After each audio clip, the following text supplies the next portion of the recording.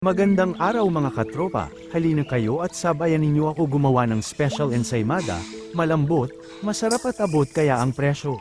Dito ay naglagay ako ng 150 grams na asukal, 4 na piraso ng egg yolks, yang egg yolks iyan ang nakakapagpalambot sa ensaymada. Naglagay din ako ng 8 grams na asin, 2 tablespoon na ube flavor, 300 grams na gatas, evaporated milk or fresh milk.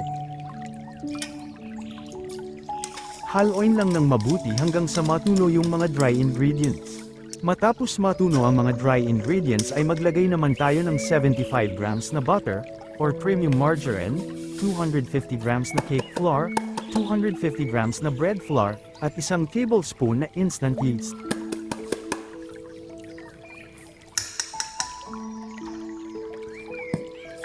Hahaluin ko lamang ito, hanggang sa makabuo ako ng dough, saka ko ilalagay sa mixing bowl para doon masahin hanggang sa maging elastic ang dough. Pwede naman ito ay mano-mano basta siguraduhin ninyo lamang na mamasa ng maayos.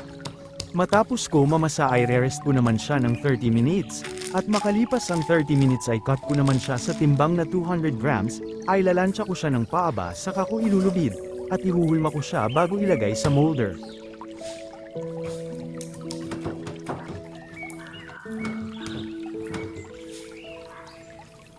Ito ang lagi ninyong tatandaan, hindi porke magkaiba tayo ng pamamaraan ay mali na ang ginagawa ko.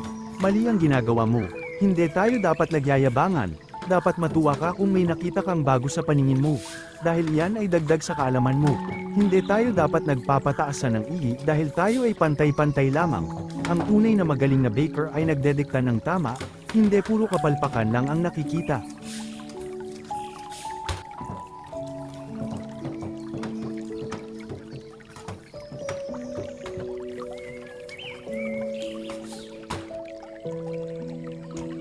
Matapos natin mailagay sa molder ay paalsahin naman natin hanggang sa mag-double size, at isa lang sa init na 200 Celsius Fahrenheit.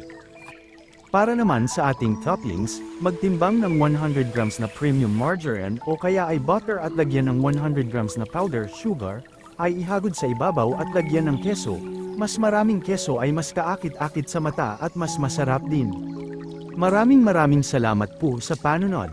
May God bless us all.